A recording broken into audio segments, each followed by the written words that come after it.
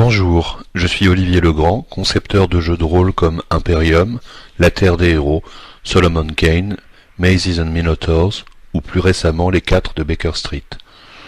Le thème de cet exposé est la relation entre système de jeu et univers de jeu, tout particulièrement dans les jeux adaptés d'œuvres préexistantes. Dans mes explications, je ferai souvent appel à des exemples d'adaptations en jeux de rôle de romans, de films ou de séries télé, afin d'illustrer un certain nombre de notions.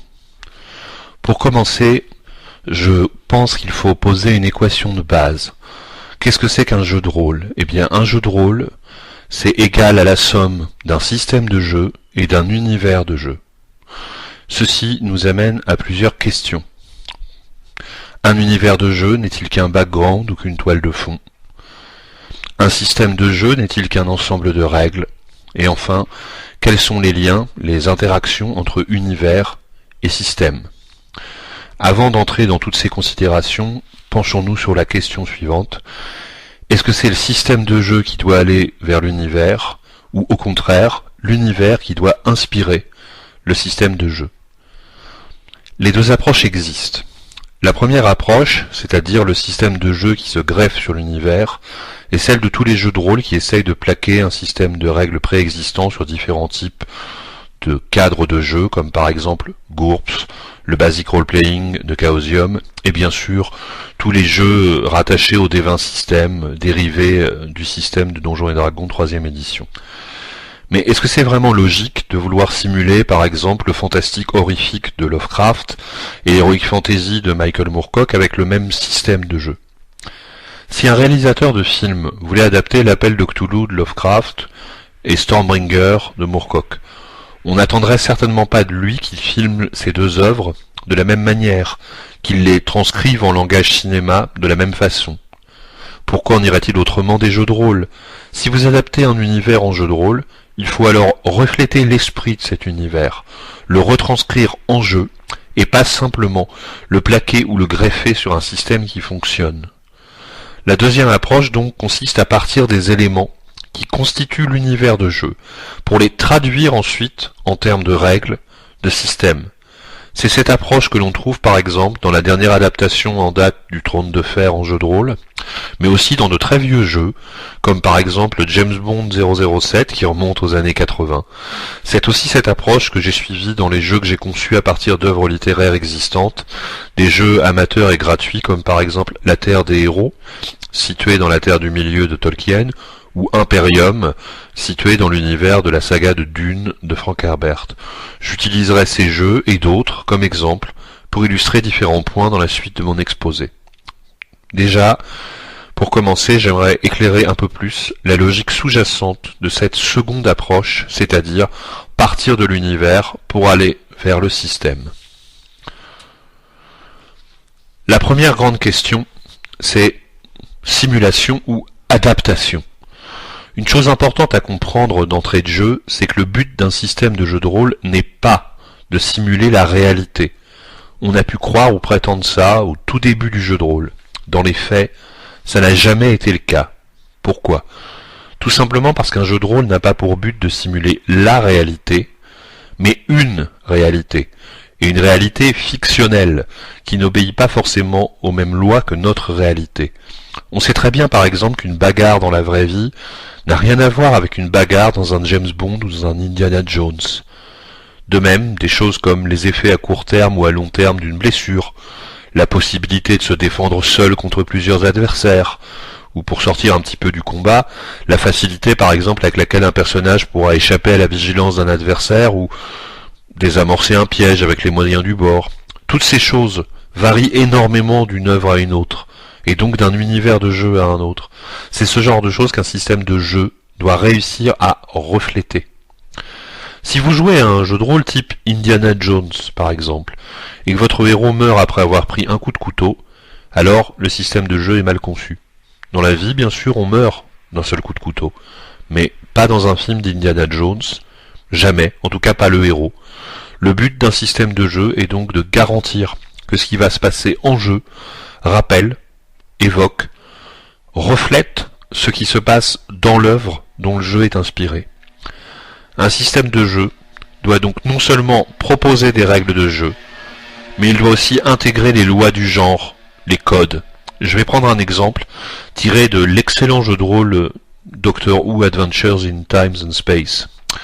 Dans ce jeu, les joueurs reçoivent des story points, c'est-à-dire des points d'histoire, qui leur permettent par exemple de sauver la vie de leur personnage dans un moment critique, ou de réussir quelque chose d'apparemment impossible. Bon, tout ça est assez classique, mais dans Doctor Who, un joueur peut gagner des story points s'il décide par exemple que son personnage se laisse capturer par l'ennemi. Dans un autre univers, le Trône de Fer par exemple, une telle attitude, se laisser capturer par l'ennemi, serait absolument stupide et très certainement fatale. Mais dans l'univers de Doctor Who, c'est exactement ce que le héros de la série fait dans une myriade d'épisodes. Il est entouré d'ennemis et se laisse capturer, parce qu'il sait qu'il pourra ensuite essayer de s'échapper, ou retourner la situation à son avantage. Dans la réalité, les choses ne se passent pas comme ça, mais dans la réalité de Doctor Who, elles se passent comme ça. Il faut donc que le système de jeu encourage ce mode de pensée. C'est exactement le cas ici, avec cette règle qui permet de gagner des story points. Un autre petit exemple, toujours tiré du même jeu. Dans ce jeu, les combats sont découpés en rounds, bon, on est dans le classique, mais un personnage a normalement toujours la possibilité de parler avant que qui que ce soit d'autre n'agisse. Les parleurs passent toujours avant les combattants. Là encore, ça reflète parfaitement ce qui se passe dans la série télé, où on voit souvent le héros utiliser les mots, la persuasion, même le baratin, pour désamorcer un affrontement, distraire un adversaire, etc. Un univers de jeu possède donc une logique, et c'est cette logique qui doit être au cœur du système de jeu. Tout à l'heure, j'ai utilisé le mot simulation. Au tout début de leur histoire, et encore aujourd'hui, mais de façon moindre, les jeux de rôle étaient considérés comme des jeux de simulation, principalement parce que les tout premiers jeux de rôle descendaient en quelque sorte des wargames. Et c'est là peut-être que le malentendu a commencé. Comme les wargames étaient censés simuler la réalité, ou en fait plus exactement une réalité stratégique ou tactique, on s'est mis dans la tête que les jeux de rôle avaient, ou devaient avoir plus ou moins cet objectif-là. Et ça a donné des choses assez improbables. Dans Donjons et Dragons, par exemple, le problème des chutes, quand un personnage tombe d'une hauteur, a longtemps été une véritable obsession, et le sujet de très nombreux articles dans des magazines comme le Vénérable Dragon, où on proposait des systèmes souvent complexes avec des formules mathématiques permettant de calculer les dommages dus à une chute de façon entre guillemets réaliste. Et bien sûr, ça marchait jamais vraiment, puisque dans ce jeu, un personnage expérimenté peut avoir des montagnes de points de vie, qui lui permettent, et ça c'est assez logique, d'encaisser plein de coups d'épée, mais qui le rendent aussi, et ça c'est beaucoup moins logique, beaucoup plus résistant à tous les autres types de dégâts physiques, comme par exemple les chutes. Dans ce jeu, donc, techniquement, on pouvait décider qu'un personnage sautait du 4e ou du 5e étage, parce qu'on savait qu'il avait assez de points de vie pour se le permettre. C'est un exemple parmi d'autres, de la logique absurde à laquelle un système de jeu peut parfois aboutir. Ça ne veut pas dire que le système de Donjons et Dragons est mauvais. Ça veut juste dire que tous ces gens qui créaient leurs règles réalistes sur les chutes partaient en fait d'un mauvais postulat de base. Ils auraient simplement dû se demander non pas qu'est-ce qui se passe dans la vraie vie quand quelqu'un tombe de 3 mètres ou de 6 mètres ou de 12, mais plutôt qu'est-ce qui se passe quand Aragorn ou Conan fait une chute. C'est-à-dire comment simuler les effets d'une chute à l'intérieur de l'univers de jeu que le système est censé refléter, c'est-à-dire ici un univers d'heroic fantasy. La même question se pose pour les fameux fumbles, ces échecs critiques ou maladresses en combat. Bien sûr, dans la vie réelle, un combattant peut glisser, se tordre le pied en se lançant à l'attaque, perdre son arme. Mais est-ce que ce genre de choses arrive à Conan, à Aragorn, ou à la grande majorité des héros de fantasy ? La réponse, bien sûr, est non. À partir de là, on peut donc se demander si ça a vraiment une validité, si ça a vraiment un sens de simuler ce genre d'accident en jeu, sous prétexte que ça peut arriver dans la réalité.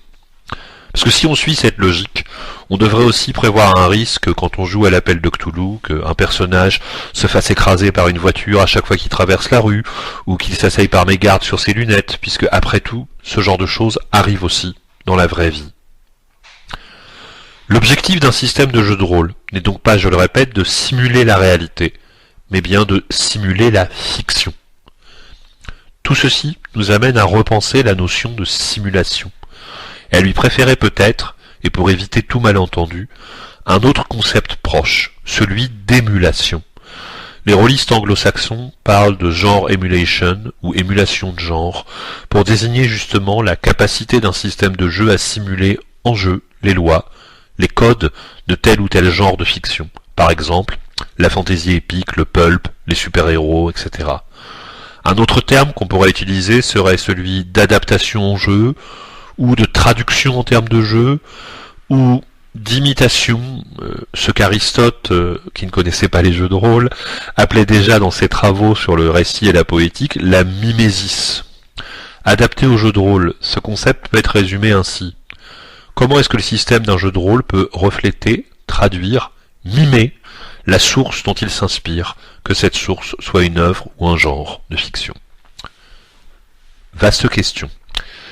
Pour essayer d'y répondre, je vous propose d'abord d'examiner les différents aspects, paramètres ou ingrédients d'un univers de jeu. De quoi parlons-nous au juste quand nous parlons d'univers de jeu? Ensuite, nous examinerons différents aspects essentiels de tout système de jeu, comme par exemple la définition des personnages, les combats, qui sont toujours importants même dans les jeux plutôt non violents, ou encore le statut d'un personnage joueur par rapport aux autres personnages. Est-ce qu'il est comme tout le monde, ou est-ce qu'il est forcément à part, puisqu'il est un héros?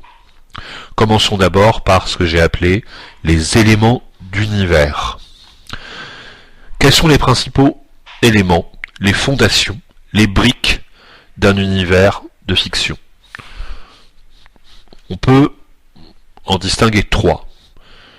Un background, une réalité et un esprit. Commençons par le premier élément, un background. Tout univers de fiction suppose un background, c'est-à-dire une toile de fond, une géographie, une histoire, un contexte culturel, une organisation sociale. C'est bien sûr flagrant pour les univers totalement imaginaires comme la Terre du Milieu ou l'Impérium de Dune, mais ce concept s'applique aussi aux univers ancrés dans le réel. L'univers des nouvelles de Lovecraft, par exemple, n'est pas vraiment ou pas simplement notre univers dans les années 20 ou 30. Le centre de cet univers Lovecraftien, c'est la Nouvelle-Angleterre, vue à travers le prisme des visions de Lovecraft, une Nouvelle-Angleterre dont les hauts lieux sont d'ailleurs fictionnels, Arkham bien sûr, mais aussi Dunwich ou Innsmouth. Comme on le verra, plus en détail par la suite, cet univers produit un certain type de personnages. Chez Lovecraft, les investigateurs sont le plus souvent des universitaires, des dilettantes, souvent aussi de vieux garçons, et non pas par exemple les détectives privés ou les journalistes qui sont si souvent choisis comme type de personnages dans les jeux comme l'Appel de Cthulhu.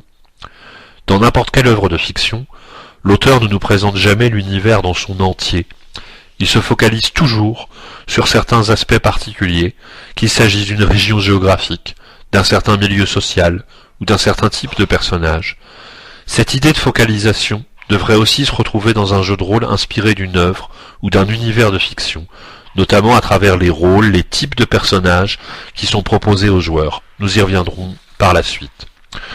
Passons maintenant au deuxième élément d'univers, une réalité. Notre univers à nous, c'est notre réalité. Donc un univers de fiction, c'est une réalité de fiction. Et cette réalité fictionnelle, elle a ses propres lois physiques, qui ne sont pas forcément celles de notre réalité. Dans l'univers de James Bond ou d'Indiana Jones, par exemple, un coup de poing en pleine figure n'a pas les mêmes effets que dans la réalité. Même chose pour les performances des véhicules motorisés ou par exemple les armes à feu. Dans ce genre de film, on voit souvent des hordes de gardes, de gangsters, de sbires, avec des armes à feu qui tirent tous azimuts, mais sans jamais vraiment toucher les héros, alors qu'ils sont censés être des professionnels habitués à utiliser leurs armes. Quand James Bond ou Indiana Jones se fait tirer dessus, il n'est jamais touché, alors que dans la réalité, un seul tir de pistolet a souvent des conséquences fatales. Donc dans ce genre de fiction, les armes à feu ont une fonction dramatique précise. Elles ne servent pas à tuer les héros, elles servent généralement plutôt à les éloigner, à les empêcher de casser la figure aux méchants, à les obliger à s'enfuir. À partir de là, des critères physiques ou techniques objectifs, comme par exemple la portée d'une arme à feu, la vitesse d'une voiture, tout ça n'est peut-être pas aussi important en jeu que ce que certains systèmes de jeu veulent croire. Dans un univers de fiction, les lois physiques sont donc remplacées par des lois dramatiques, et ce sont ces lois dramatiques qu'un jeu de rôle doit simuler en priorité. Passons maintenant au troisième élément d'univers, un esprit. Un univers fictionnel, c'est aussi un univers moral, avec ses codes, ses règles de conduite explicites ou implicites. Qu'on s'en aperçoive ou non, aucun univers fictionnel n'est neutre ou dénué de contenu moral. Dans l'univers de Star Wars, par exemple, céder à la colère, à la peur, à la soif de vengeance, tout ça vous fait basculer du côté obscur, et c'est mal. Ça, c'est un élément moral, défini par George Lucas. Dans d'autres univers, le désir de vengeance, voire la nécessité de la vengeance, fait au contraire partie de la morale ambiante. Comparons par exemple un noble du trône de fer et un chevalier Jedi. Si le noble de Westeros essaie de se comporter comme un Jedi, ou si le Jedi décide de se comporter comme un noble de Westeros, il va y avoir une sérieuse dissonance en jeu. Le jeu va dérailler. Il va en tous les cas cesser d'émuler son univers pour devenir autre chose. Et si on veut qu'un jeu émule correctement un univers donné, il faut alors que son système de jeu encourage, facilite certains comportements et aussi en décourage d'autres. Bref, il faut que le système soit doté d'une sorte de boussole morale qui corresponde à l'univers qu'il prétend refléter. Si par exemple l'honneur et l'altruisme sont des valeurs payantes dans l'œuvre de fiction, alors l'honneur et l'altruisme doivent aussi être des valeurs payantes dans le jeu. Tout univers de fiction a un sens, une dimension morale, symbolique ou même philosophique qui va au-delà de la fiction en elle-même. Chez Tolkien, par exemple, les histoires de quête, d'aventure et de guerre sont sous-tendues par l'idée que le pouvoir est quelque chose de dangereux et de corrupteur, et qu'il faut s'accrocher à l'espoir même dans les moments les plus sombres. Un message qui n'est évidemment pas étranger au fait que Bilbo le Hobbit soit paru en 1936, que Le Seigneur des Anneaux ait été publié 9 ans après la fin de la Deuxième Guerre mondiale. C'est très exactement cela que le livre nous raconte. Une guerre mondiale, avec ses tragédies, ses faits d'armes, ses renoncements, ses trahisons, ses victoires, et à la fin le retour de l'espoir d'un monde meilleur. Dans le cycle de Dune de Frank Herbert, au contraire, le récit du djihad de Paul Muad'Dib est sous-tendu par une réflexion sur le pouvoir de la foi, sur l'extension de la conscience humaine, sur le choc des cultures, sur la finalité du pouvoir politique. Bref, sur tout un ensemble de thèmes qui donnent à l'œuvre son sens, sa direction, sa portée. On retrouve cette notion même dans des univers qui semblent complètement dénués de toute portée philosophique. Dans le monde de James Bond, par exemple, on trouve quand même une certaine vision de l'homme. L'homme qui peut à lui tout seul tout changer. L'homme qui peut exercer sa violence ou son pouvoir de séduction tant que c'est pour la bonne cause. Toutes ces idées, même quand elles sont sous-jacentes, implicites, forment ce que l'on pourra appeler l'esprit ou la logique d'un univers. Et cet esprit devra se retrouver sous une forme ou sous une autre dans la logique du système de jeu. Une des premières choses qu'un concepteur de jeu doit faire quand il adapte un univers de fiction au jeu de rôle, c'est donc d'identifier et d'analyser cette fameuse logique de l'univers. Sinon, son jeu ira dans le mauvais sens. Il pourra peut-être être situé dans l'univers qu'il a choisi, mais il ne réussira pas vraiment à le simuler, à le refléter correctement, à rapprocher l'expérience du joueur de l'expérience du lecteur ou du spectateur. Nous avons examiné donc 3 grands éléments d'univers. Le background, qui définit les éléments constitutifs de l'univers, c'est-à-dire de quelles composantes, de quels éléments l'univers est fait. Les lois dramatiques, qui gouvernent la réalité fictionnelle de l'univers, c'est-à-dire comment fonctionne la réalité de cet univers. Et enfin, la logique interne de l'univers, son esprit, c'est-à-dire quel concept, quel thème, même quelle morale cet univers met en scène ou en perspective. Pour le concepteur de jeu, chacun de ces 3 piliers représente une question à laquelle il va devoir répondre. Et c'est la même question à chaque fois. Comment, avec quels moyens, je peux traduire cette idée, ce pilier, en termes de jeu? C'est ce que nous allons essayer de voir en examinant maintenant 3 autres piliers, les 3 fondamentaux de tout système de jeu de rôle. Alors ces 3 piliers d'un système de jeu, quels sont-ils? D'abord, les personnages, ensuite les mécanismes de jeu, et enfin ce que j'appellerais la logique rôlistique du jeu.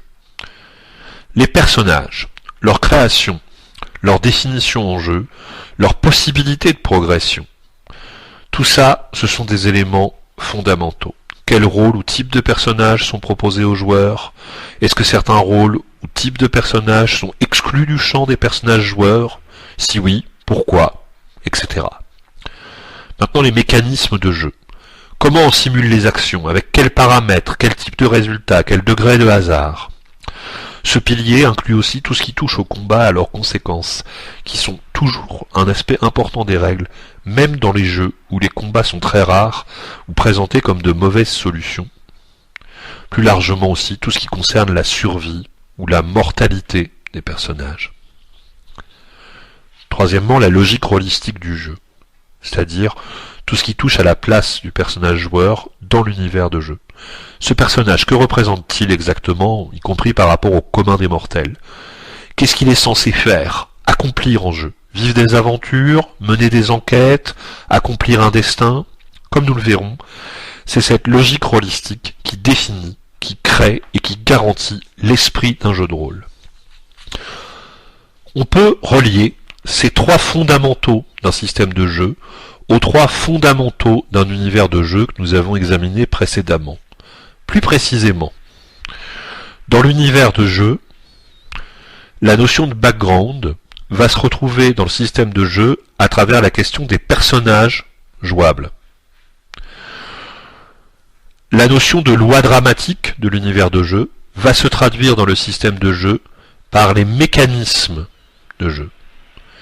Et enfin, ce que j'ai appelé tout à l'heure la logique interne ou la morale de l'univers de jeu va se convertir en termes de règles en logique rôlistique.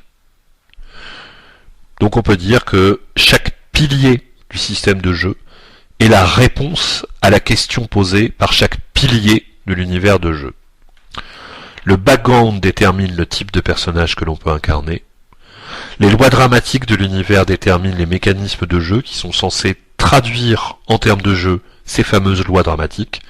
Et enfin, la logique interne de l'univers doit se retrouver, se refléter dans la logique rôlistique du jeu, dans ce qu'il propose aux joueurs de vivre, de construire, etc. Premièrement donc, les personnages. Dans une œuvre de fiction, on n'embrasse jamais la totalité de l'univers. Toujours un ou plusieurs éléments particuliers, comme par exemple une région, une classe sociale, un épisode historique précis, bref, ce que j'appellerais un focus. En jeu, ce focus, il doit d'abord se manifester à travers les rôles possibles, c'est-à-dire les types de personnages proposés aux joueurs. Prenons quelques exemples. Dans l'œuvre de Tolkien, les récits se focalisent sur le nord-ouest de la Terre du Milieu. Les héros de ces récits, quand ils sont humains, sont presque toujours rattachés à une forme de noblesse guerrière, et même dans plusieurs cas de sang royal. Aragorn, Boromir, Faramir, Éowyn, Bard l'Archer correspondent tous à cette définition. Si dans un jeu de rôle sur la Terre du Milieu je ne peux pas jouer de personnage de cette envergure-là, alors le jeu rate sa cible. A priori, si j'ai envie de jouer dans la Terre du Milieu, c'est pour jouer un homme de Louis Stronès, ou un ranger du Nord, ou un cavalier de Rohan, un nain ou un elfe avec une lignée, une destinée. Si je veux juste jouer un obscur mercenaire ou un aventurier sans principe, sans attache, alors je me suis trompé de jeu. De même, un jeu qui a pour cadre l'Imperium du cycle de Dune doit pouvoir permettre de jouer des héritiers nobles, des adeptes du Bene Gesserit, des Manta, bref, tous ces types de personnages qui, lorsque nous avons lu ou vu Dune, nous ont intrigués, fascinés ou donné envie d'explorer cet univers en jeu de rôle. S'il s'agit juste de jouer des soldats aux ordres, ou encore une fois des aventuriers qui se baladent d'aventure en aventure, alors pourquoi jouer dans cet univers-là? Je pourrais multiplier les exemples à l'infini. Dans Doctor Who, je dois pouvoir jouer un Seigneur du Temps. Dans Star Wars, je dois pouvoir jouer un Jedi. Si un système de jeu rend impossible la création de personnages emblématiques de cet univers, sous prétexte par exemple qu'il n'y a plus qu'un seul Seigneur du Temps, ou qu'il n'y a plus qu'un seul Jedi, ou qu'on ne va quand même pas permettre à un joueur d'avoir un personnage avec tous les pouvoirs d'une Bene Gesserit, alors le jeu rate complètement sa cible. Les personnages créés par les joueurs doivent être emblématiques de l'univers de jeu. Ils doivent le porter en eux, l'incarner. C'est une des principales façons dont le background d'un jeu se fera sentir en cours de jeu, à travers les personnages eux-mêmes. Et ça, en termes de règles, ça signifie que le niveau de puissance ou de compétence d'un personnage nouvellement créé ne peut pas être le même d'un jeu à un autre. Dans le cycle de Dune, par exemple, les protagonistes sont hyper entraînés, hyper affûtés. Ce sont les résultats de formation, de conditionnement, de programmes d'éducation destinés à les rendre aussi performants que possible. Et il faut qu'on retrouve ça en jeu. Si je crée un manta, il faut que ce soit un vrai manta, avec toutes les facultés que cela suppose. Si je crée une adepte du Bene Gesserit, il n'y a aucune raison pour qu'elle n'ait pas les mêmes facultés que Dame Jessica dans Dune. Dans l'univers de Tolkien, les héros, à part les hobbits qui constituent un cas un peu particulier, sont toujours des guerriers accomplis, même s'ils ne se définissent pas forcément comme tels. Un personnage joueur de la Terre du Milieu doit donc dès sa création pouvoir être lui aussi un guerrier accompli, ou un excellent pisteur, ou un archer redoutable, ou un hobbit. Sur ce point, il faudrait réussir à briser une sorte de diktat que l'on retrouve dans de trop nombreux jeux de rôle, et qui remonte au tout premier d'entre eux. L'idée qu'un personnage nouvellement créé doit nécessairement être inexpérimenté, que l'expérience ça se mérite, ça se gagne en jeu, et que donc non, on va pas autoriser un personnage joueur à commencer par exemple au même niveau que Faramir ou Dame Jessica. Même dans les jeux où les personnages n'ont pas de niveau d'expérience chiffré, on retrouve souvent cette obsession de l'expérience qui doit être gagnée. Et elle ne correspond en fait que très rarement à ce que l'on trouve dans les romans, dans les séries ou dans les films. Quand Faramir ou Éowyn entrent en scène dans Le Seigneur des Anneaux, ils sont déjà des personnages accomplis, et pas forcément parce qu'ils ont déjà vécu des dizaines et des dizaines d'aventures. Dans un jeu situé dans la Terre du Milieu, il n'y a donc aucune raison pour qu'un joueur ne puisse pas lui aussi avoir d'entrée de jeu un personnage comparable à Faramir ou à Éowyn. Prenons aussi le cas de Luke Skywalker. En 3 films, il passe du stade de jeune fermier très doué pour le pilotage à maître Jedi. Est-ce qu'il lui a fallu gagner pour ça 10 niveaux, 30 niveaux? Non, il lui a fallu 3 films. Tout ça nous amène aussi à réfléchir sur la notion de puissance, de compétence générale ou d'expérience. Dans certains univers, l'expérience a beaucoup d'importance. Dans le Trône de Fer ou l'univers d'Ambre, par exemple, c'est presque toujours le guerrier chevronné qui connaît toutes les ruses qui l'emporte. Dans d'autres univers, au contraire, la valeur n'attend pas le nombre des années et l'expérience n'est pas la principale mesure de la compétence. Conan le Cimmérien, par exemple, est déjà un guerrier redoutable quand il sort de l'adolescence, parce qu'il a déjà vécu des batailles, mais aussi parce que c'est un tueur né. Quand on transcrit un univers de fiction en jeu, il faut donc penser la puissance des personnages, la conceptualiser et lui donner une échelle, à la fois pour la création des personnages et pour leur progression. Et tout ça, bien sûr, varie forcément d'un univers à un autre. Un autre aspect très important de la définition d'un personnage en termes de jeu est la terminologie utilisée sur la fiche de personnage, les noms donnés aux caractéristiques, aux talents, etc. Contrairement à ce que l'on pourrait penser, ce genre de choses est très important. Le vocabulaire utilisé pour définir les caractéristiques de base d'un personnage, par exemple, contribue de façon majeure à faire exister l'univers de jeu, à créer le bon climat, le bon langage. Des mots comme sagesse ou courage, par exemple, auront beaucoup de sens sur la fiche de perso d'un héros de la Terre du Milieu. Ils sonneront par contre comme des fausses notes sur la fiche d'un perso style cyberpunk. Les mots et les nuances sont importants. Dans le jeu de rôle Doctor Who, par exemple, il n'y a pas de score d'intelligence, mais un score d'ingéniosité. En termes de jeu, ça revient à peu près au même. Mais en termes d'expérience de jeu, ça change tout.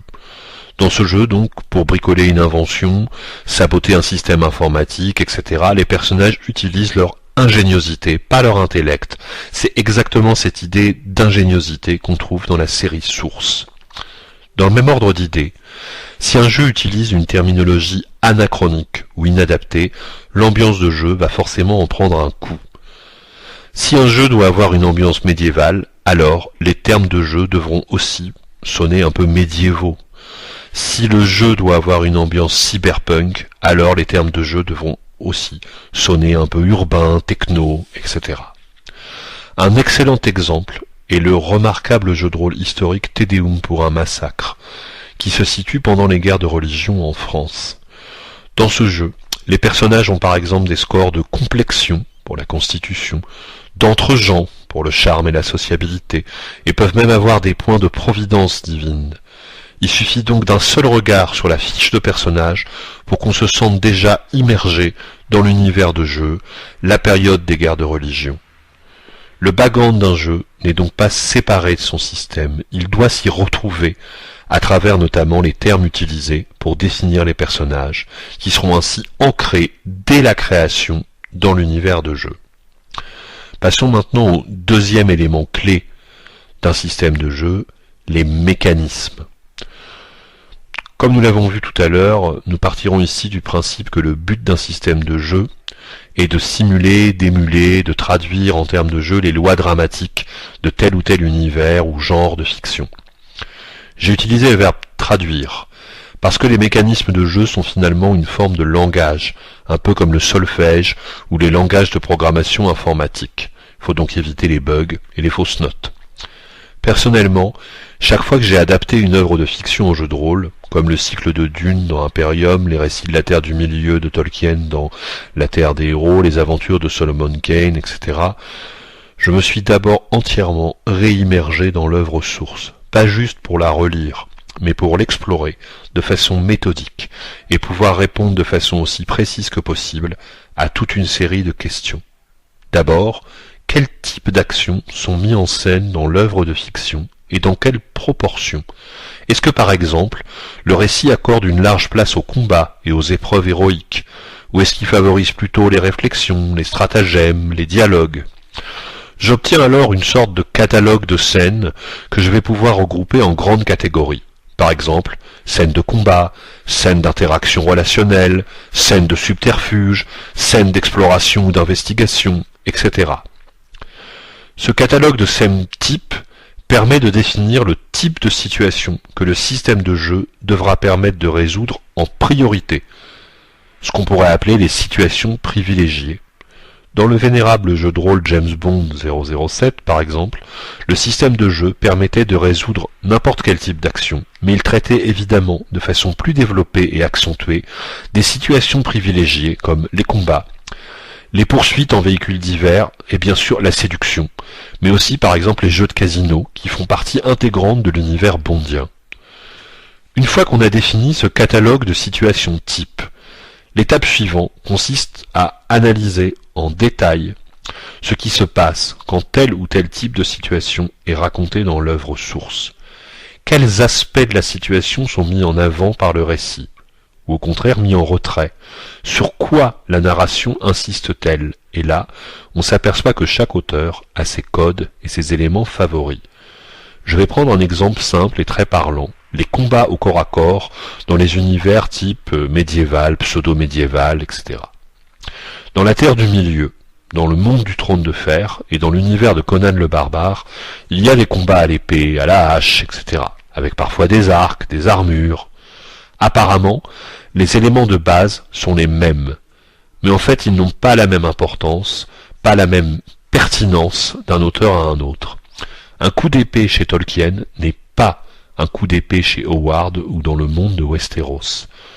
Les conséquences ne sont pas forcément les mêmes. Dans un combat au corps à corps, tel auteur va insister par exemple sur la rapidité des combattants comme un facteur décisif, alors qu'un autre auteur va plutôt mettre en avant leur force ou leur expertise. Même chose pour le rôle des armes ou des armures. Dans certains univers, ce sont des facteurs décisifs. Par exemple, dans le Trône de Fer, on sent bien toute la différence entre avoir son armure et ne pas avoir son armure. Alors que chez Howard, par exemple, les armures n'ont finalement pas beaucoup d'importance. Les héros n'en portent que très rarement, et quand ils n'en portent pas, ils ne semblent pas si désavantagés que cela face à des adversaires qui portent une telle protection. Autre exemple, les archers. Dans certains univers, comme la Terre du Milieu par exemple, l'arc est présenté comme une arme extrêmement efficace et meurtrière. Dans d'autres univers, au contraire, on sent bien qu'il est plutôt une sorte d'arme préliminaire, qui sert avant les vrais combats, qui laisse la vedette aux épées, aux haches, etc. Je pourrais multiplier ces exemples à l'infini, mais il y a selon moi deux éléments très révélateurs, très importants de tout système de combat et donc de tout système de jeu.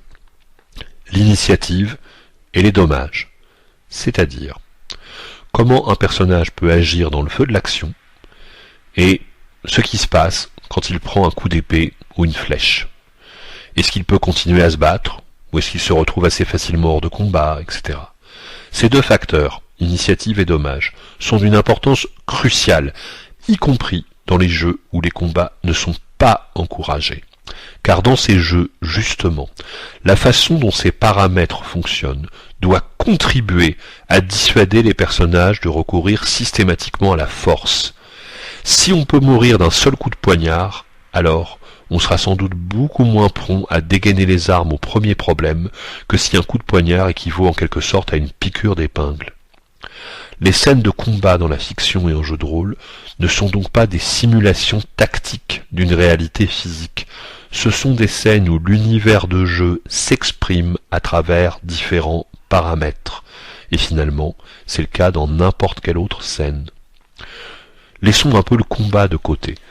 Intéressons-nous à ce que j'appellerais les possibilités extraordinaires accordées à certains personnages. Sur les univers de jeu, cela peut représenter par exemple l'utilisation de la magie, de super-pouvoirs ou de facultés spéciales, mais aussi des choses comme la capacité à se dépasser en situation critique ou désespérée, ou encore dans certains univers la possibilité de bricoler une invention ou un gadget en 2 coups de cuillère à peau. Toutes ces choses font partie des fameuses scènes types qu'il faut recenser, cataloguer et analyser à fond. Si par exemple, vous souhaitez adapter un univers de fantasy avec de la magie, il faut disséquer chaque passage, chaque scène où cette magie est utilisée. Et c'est à partir de cette analyse qu'on peut répondre à des questions comme est-ce que ces pouvoirs fatiguent beaucoup l'utilisateur? Quelles sont leurs limites? Quel degré de concentration ou de maîtrise exige-t-il? Est-ce qu'il est possible d'improviser, de créer des effets nouveaux? Ou est-ce que tout doit être codifié, strictement défini, etc. Une fois qu'on a obtenu ce catalogue de situations types, qu'on a analysé tous ces fameux paramètres, le vrai travail de conception des mécanismes de jeu peut commencer. Mais là, on a des directions, des éléments de définition, des impératifs et des restrictions. Bref, tout un tas d'éléments qu'il va falloir traduire en mécanismes de jeu. C'est pas une chose facile. Il n'y a pas de méthode toute faite pour y arriver. Une chose est sûre.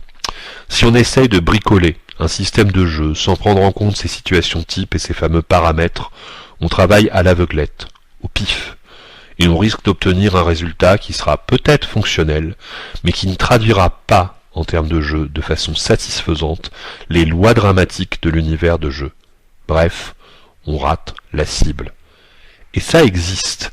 Il y a des jeux de rôle dont les règles ne permettent pas de bien simuler tel ou tel aspect de leur univers source, et même dans certains cas, des règles qui ne permettent pas d'accomplir des actions ou de reproduire des situations emblématiques de cet univers.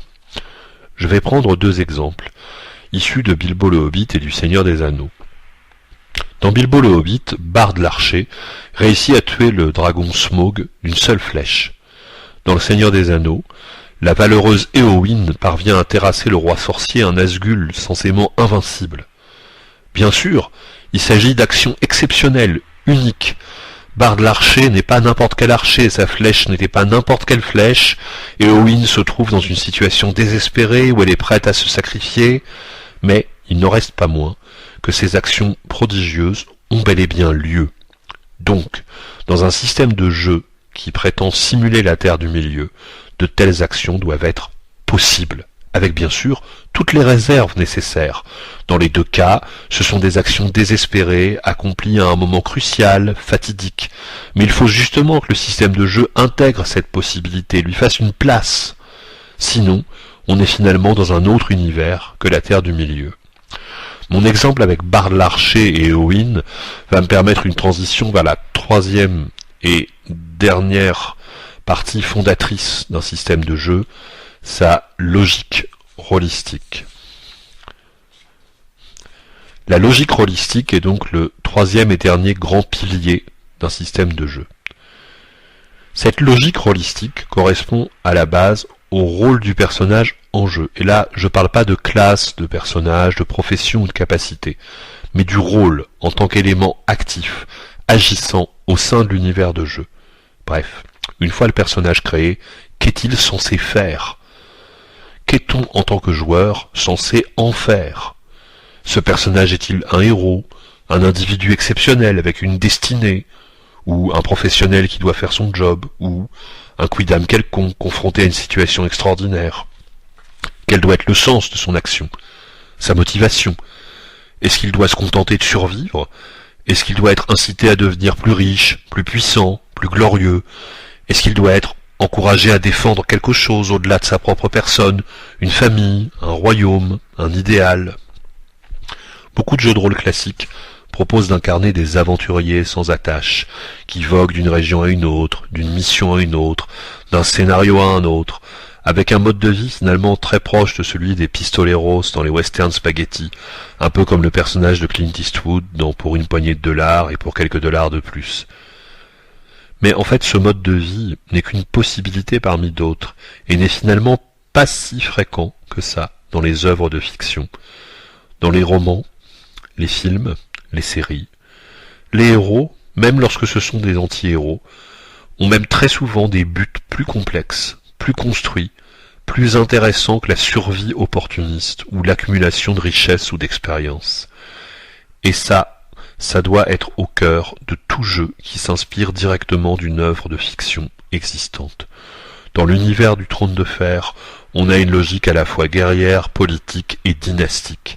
Dans la Terre du Milieu, version Seigneur des Anneaux, c'est la sagesse, le courage, la noblesse et l'espoir qui, d'une façon ou d'une autre, doivent occuper le cœur du jeu, doivent être l'engrenage central de sa logique rôlistique. Si on a un univers donné, et qu'on n'est pas vraiment capable de définir cette logique rôlistique, alors le jeu n'ira nulle part. Ce sera une sorte de boîte à outils, permettant tellement de possibilités que finalement elle n'en proposera véritablement aucune. On retrouve donc ici la notion de focus que j'ai évoquée tout à l'heure. Un petit exemple. Après plusieurs incarnations en jeu de rôle, l'univers de Star Wars fait actuellement l'objet d'une nouvelle adaptation officielle chez Fantasy Flight Games. Et le choix effectué illustre assez bien cette problématique. Comme l'univers de Star Wars est extrêmement vaste, au lieu de sortir un seul jeu, Fantasy Flight a décidé d'en sortir 3, avec le même moteur de jeu, mais avec 3 logiques rôlistiques totalement différentes. Dans le premier, Edge of the Empire, on joue des ruffians et des contrebandiers façon Han Solo ou Lando. Les 2 autres jeux de la gamme se focalisent l'un sur les Jedi, l'autre sur la rébellion contre l'Empire. Bien sûr, c'est aussi sans doute un coup commercial, mais ça illustre aussi parfaitement les notions de focus et de logique rôlistique. Ces 3 jeux se déroulent dans le même univers, mais leurs univers de jeu ne sont pas exactement les mêmes. Et là, on voit bien la différence qu'il y a entre un univers au sens large et un univers de jeu, c'est-à-dire un cadre, et un cadre, ça permet précisément de cadrer le jeu. La logique rôlistique d'un jeu va toutefois au-delà de cette idée, pourtant très importante, de cadre. La logique rôlistique, elle inclut au moins 2 autres idées que nous allons examiner. L'idée de comportement attendu et l'idée de contrôle du joueur sur le destin de son personnage. Commençons par le comportement attendu. En théorie, quand vous interprétez un personnage de jeu de rôle, vous pouvez le faire agir à votre guise, comme vous le souhaitez. Mais en pratique, c'est la logique rôlistique du jeu qui va et qui doit influer sur les choix et les décisions d'un joueur. C'est toute la différence entre décider et faire n'importe quoi. Dans l'excellent jeu de rôle Pendragon, par exemple, les joueurs incarnent des chevaliers du monde arthurien, des personnages qui ont vocation à s'asseoir un jour à la table ronde, à devenir des chevaliers héroïques de la Bretagne d'Arthur. Pour cela, ils devront se comporter de façon honorable, héroïque et même chevaleresque. Et dans ce jeu extraordinaire, le système de jeu incite et récompense directement les joueurs qui adoptent cette logique. Au contraire, ceux qui se comportent comme le premier soudard ou aventurier de donjon venu vont se trouver pénalisés à l'intérieur même du jeu. Cette notion ne se limite pas à des jeux qui, comme Pendragon, demandent aux personnages d'agir selon un code d'honneur ou un code de conduite particulier. On la retrouve aussi, même implicitement, dans des jeux plus classiques. Dans l'Appel de Cthulhu, par exemple, les personnages joueurs s'appellent des investigateurs. C'est bien une façon de faire comprendre aux joueurs que les personnages sont d'abord et avant tout censés mener des enquêtes, investiguer, c'est-à-dire se conformer à une certaine logique rôlistique. Quand on envisage de traduire en termes de jeu un univers de jeu, on doit donc aussi se poser cette question. Quel comportement l'univers de jeu doit-il encourager, voire récompenser, ou au contraire, quel comportement doit-il décourager, voire sanctionner? Enfin, cette logique rôlistique inclut aussi ce qu'on pourrait appeler le rapport du joueur à son personnage, c'est-à-dire le degré de contrôle que le jeu donne au joueur sur son personnage. Est-ce qu'un système de jeu, par exemple, doit permettre au joueur de contrôler des choses que son personnage ne contrôle pas, comme par exemple sa chance, son destin? Est-ce que le système doit faire du joueur uniquement l'interprète du personnage, limiter ses décisions aux seules décisions du personnage, ou est-ce qu'il doit aussi donner au joueur la responsabilité de la destinée du personnage, c'est-à-dire un contrôle sur des choses que le personnage lui-même ne contrôle pas? Un exemple. Si un personnage est mis hors de combat, et que le joueur peut sauver la vie de ce personnage en dépensant un point de destin, d'histoire ou autre, alors là, on est dans une forme de distance entre le joueur et le personnage. Ce point de destin, qui va sauver la vie d'un personnage sans défense, représente un coup de chance, un miracle, un deus ex machina. Bref, dans un récit de fiction, il correspond à une intervention de l'auteur ou du scénariste, et certainement pas une décision du personnage lui-même. Donc, quand le joueur prend ce genre de décision, il ne joue plus strictement le rôle de son personnage. Il joue quelque part le rôle de l'univers, c'est-à-dire qu'il utilise pour son personnage des éléments de l'univers de jeu. À partir de là, on peut dire qu'un rôliste ne fait pas que jouer un personnage, il joue aussi avec ce personnage et avec l'univers dans lequel ce personnage évolue. De manière générale, plus un univers de fiction utilise des artifices comme le Deus ex machina, le retournement de situation imprévu, le cliffhanger, plus cette dimension devra être importante dans le système de jeu. Dans un jeu comme Doctor Who, par exemple, les points d'histoire, story points, qui permettent aux joueurs de sauver leurs personnages et leur faire accomplir toutes sortes d'exploits, sont en fait au cœur du système de jeu. Ils sont quelque part presque plus importants que les scores et les jets de dés sur lesquels ils agissent. Dans un jeu qui adapte une série où tout est possible, y compris et peut-être même surtout l'impossible, c'est un choix tout à fait logique. Un autre exemple, un peu extrême, mais justement tout à fait pertinent, le jeu de rôle sans dés Ambre. Dans ce jeu de rôle, il n'y a aucun jet de dés. Les personnages, des princes d'Ambre, appartiennent à une famille royale d'immortels, ou disons de quasi-immortels.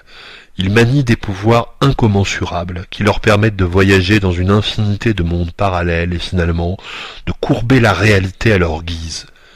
C'est un autre exemple d'univers de jeu où tout est possible, mais qui fonctionne de façon complètement différente. En gros, dans ce jeu, les personnages réussissent à peu près obligatoirement ce qu'ils tentent, et les seuls moments où ils sont vraiment en difficulté, c'est quand ils doivent se confronter à d'autres princes d'Ambre, à des seigneurs du chaos, à des démons, ou à des êtres pouvant rivaliser avec eux. Dans ces cas-là, comment le système gère-t-il ces affrontements? De la manière la plus simple qui soit. En cas de conflit, si les adversaires sont à armes égales, c'est toujours le plus puissant qui gagne, le meilleur qui gagne. Point barre. C'est fixé d'avance. Le prince Bénédicte et son frère Corwin sont tous les deux des guerriers redoutables, mais Bénédicte est clairement le plus habile, le meilleur guerrier. Donc, en cas de duel à armes égales entre les deux, c'est forcément Bénédicte qui gagne. Mais alors tout est joué d'avance? Non, parce qu'il y a cette idée à armes égales qui change tout. Ça veut dire que si Corwin veut vaincre Bénédicte en combat singulier, il va devoir ruser, tricher, mettre tous les avantages de son côté, trouver un subterfuge, un stratagème, un moyen qui lui permettra de prendre le dessus. Le résultat de tout ça, c'est que dans ce jeu de rôle, les personnages joueurs apprennent très vite à penser comme des princes d'ambre, comme les héros des romans de Roger Zelazny, c'est-à-dire à toujours évaluer leur adversaire, à toujours chercher des ruses, des failles, des stratégies, parce que les joueurs savent qu'il n'y aura pas de coup de bol lié à un jet de dés miraculeux. Ils savent que leurs personnages ne peuvent compter que sur eux-mêmes. Il n'y a pas de chance, de providence, de hasard. Et donc, pour survivre et pour vaincre, il faut, dans ce jeu de rôle, appliquer la fameuse devise de Machiavel, la fin justifie les moyens. C'est-à-dire, penser et agir comme les protagonistes des romans. Et là, au niveau du système de jeu, on a un vrai coup de maître, ce que j'appellerais une émulation parfaite. Là encore, tout nous ramène toujours à l'univers de jeu. Est-ce qu'on pourrait jouer dans l'univers d'Ambre avec un système plus classique et des dés ? Sans doute, mais on n'aurait certainement pas cette même logique de jeu, cette logique machiavélienne ou ambrienne. Est-ce qu'on pourrait utiliser ce système sans dés dans un autre univers de jeu? Sans doute, oui. Et ça a déjà été fait. Mais on risque alors de voir cette fameuse logique machiavélienne s'introduire dans le jeu, et ça conviendra pas forcément à tous les univers de jeu. Au final, la logique rôlistique, c'est l'esprit du jeu. C'est à la fois sa donnée la plus subtile, la plus difficile à appréhender, mais aussi la plus importante, celle qui va en faire autre chose qu'un simple corpus de règles.